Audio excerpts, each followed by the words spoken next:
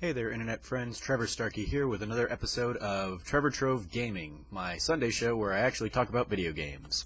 This week I want to talk about Final Fantasy XIV Online.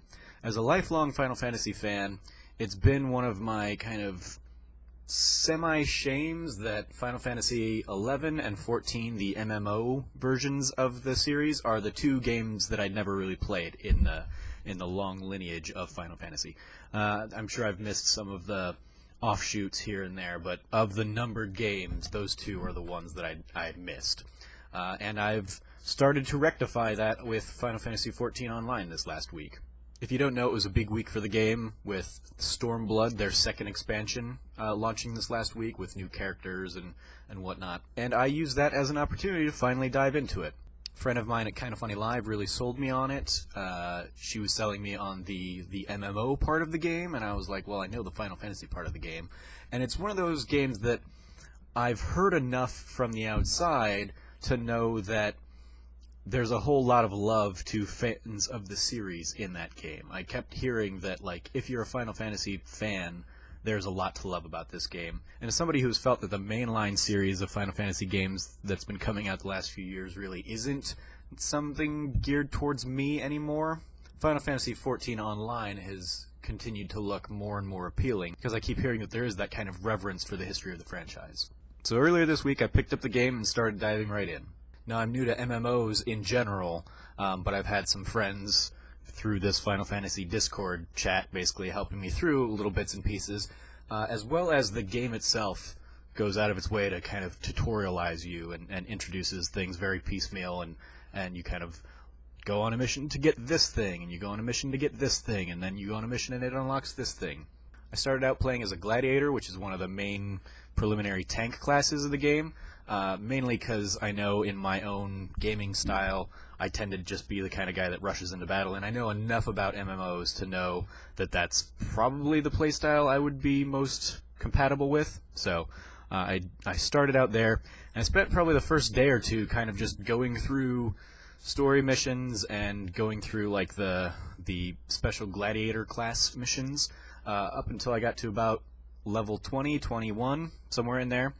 And then I've spent the last few days kind of taking a break from that. I've done a little bit of going back and forth with the gladiator stuff, but I've also just been exploring all of the other classes in the game. I think I've unlocked pretty much every other class, which is the first tier of like differentiation in playstyles. I haven't gotten to the jobs yet, which is where you get the more classic Black Mage, White Mage, Paladin, those kinds of archetypal Final Fantasy jobs. But yeah, so far I'm really enjoying it. Those first couple days, I was just kind of getting story, and kind of getting familiar with the world and really the style of the game. I really haven't done, it's largely been a single player game for me at this point. I haven't done too much with other people in the world, outside of a couple like instanced dungeons or something where I was playing, even those I was playing with random people.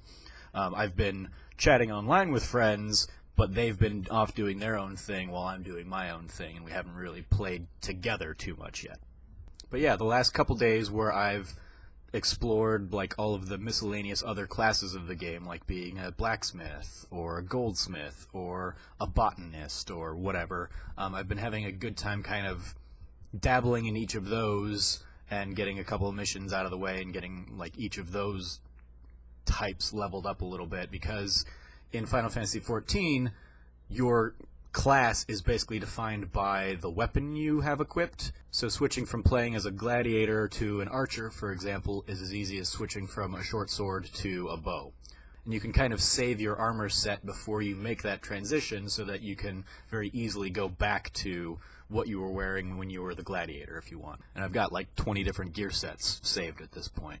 So I'm really enjoying my time so far. Again, I'm very early in the story. I haven't even started to touch some of the expansion content from either the last expansion, Heavensward, or the newest one, Stormblood, but I imagine I'll get there eventually. I'm enjoying this. I'm looking forward to seeing where it goes. It's a great game I can just kind of play and plop down and unwind to, as like today I was just mindlessly grinding up some classes while I watched Glow on Netflix all day. and stay tuned for my review of that on TV Thursday later this week. So those are my early thoughts on Final Fantasy XIV Online. I made a video earlier in the week in the drop. I mentioned being on the Goblin server. I was able to actually switch over and join into the Cactar server with some of my friends, so that's where I'm playing mostly right now. So if you can get into the Cactar server and want to come join us, let me know. We've got a Discord chat and everything. Otherwise, let me know what you think about the game, what you think about the Final Fantasy series in general, or MMOs in general. And as always, I've been your host, Trevor Starkey from TrevorTrove.com. You can follow me at SnarkyStarkey on Twitter. And until next time, from here at the Trove, treasure your friends.